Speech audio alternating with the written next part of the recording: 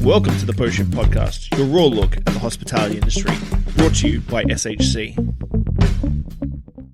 What is happening, Post Shifters? Welcome back to another episode of the Post Shift Podcast. Of course, I'm your host, Shawn Soole. It's a shot, obviously. It is Wednesday. I know. I think I'm just going to start doing these on Wednesday. I think it might be easier. I'm going to start changing the schedule to Wednesday. So shots are coming out on Wednesday. Big episodes on Friday. This Friday is Kelsey Ramage from Toronto. I haven't caught up with her for like 2.5 years since Toronto Cocktail Conference 2019. So we've been seeing what she's been up to during the pandemic and all the little pivots that she's done. So I'm really looking forward to you listening to that episode. The live stream was really fun yesterday. So what has been on my mind lately? Things that have been on my mind lately is this return to old school thinking within the hospitality industry that I can't get behind anymore.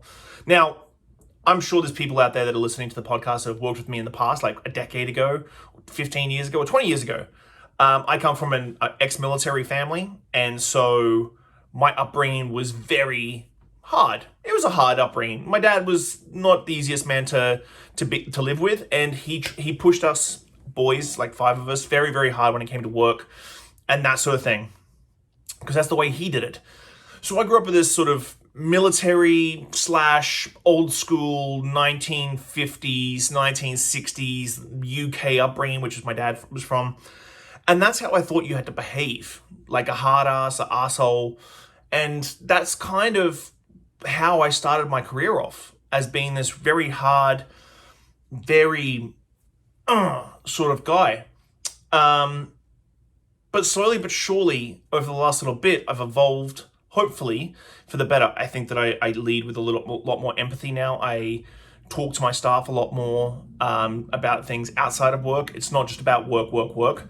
And that's where this old school mentality comes in, because I've had a few conversations with people who are like, oh, well, this such and such person is old school. This chef is old school. This person's old school. That's why they're behaving that way. I don't think it's an excuse anymore. If it is an excuse, the principles that are behind that excuse don't exist anymore. And I've talked about this a bunch of times when it comes to work-life balances and working with younger people and stuff. The industry hasn't changed its mentality throughout the pandemic. We're still throwing money at these turn and burn employees because we, like, establishment thinks they're going to hire people, work them hard for 3 months, flip them, get more people in. It's not going to happen anymore. We don't have the depth and the breadth of staffing that we used to have. And even then when we did, we still treated them like shit. So this old school mentality of like, well, I grew up in a kitchen working 18-hour days, you should be doing the same, or like, that makes no sense to me. In the way that every industry, whether it be technology, unionization, a whole bunch of other stuff, every other industry has progressed, and they no longer look 40 years ago and go, well, that's how my granddad did it, that's how my dad did it. It no longer is that sort of mentality in so many industries, whether it be automation or unionization so that you can get better working conditions, all these things. Unions in the hospitality space outside of hotels are extremely, extremely hard to set up and organize, because establishments don't want unionization if it's a group of like 4 or 5 bars or restaurants. Even the larger franchises don't have a unionization, which I'm surprised at, because I would have assumed that would have happened a while ago. Because unionization all of a sudden means that there's rules about how many hours you can have to do, how much pay you make, sick days, which has just become a thing in BC here, 5 paid sick days a year. All these sort of things that we've pushed up against because our excuse is, well, our profit margins are very slim, which our profit margins are very slim. As restaurateurs, as owners, operators, our bottom line is very, very thin. But if we all started treating our staff better, all started paying money for training, retention, benefits is a big one. You know, I know people who have been at a venue for 5 to 10 years and they work 40 hours a week and they don't have benefits, which in my head boggles my mind, boggles it. As an industry, if we all join together and stop this dichotomy of like large franchise places, which a lot of the lobbyists sort of side with because they're bigger venues, bigger money, that sort of thing, and us independents who look at the franchises like they're below us, and vice versa. Like, I don't think that's a one-way street. If we all got together and said, like, you know what, if we all put up our prices 50 cents to $1 to $2 more than it is right now, I can afford XYZs. Like, if you're doing 400 covers, $2 extra a head, that's a substantial chunk of coin every single day. So if we all band together and get through this, we can actually start giving the people that we have in our industry a better lifestyle. Now, the old principles behind the old school mentality of like working hard, partying hard, is starting to shift. I don't think it's fast enough because there's older people like myself, and as I said at the very beginning, I used to be old school. And people still think I'm old school. Don't get me wrong, I am a bit of a perfectionist. Anyone listening to this is like, you're full of shit. I am a perfectionist. I work really hard. I've stopped disliking people who don't work as hard as I do because it was a big problem I had for a really long time. I do expect my staff to put 110%. I do set goals, but I set goals. I give them the tools.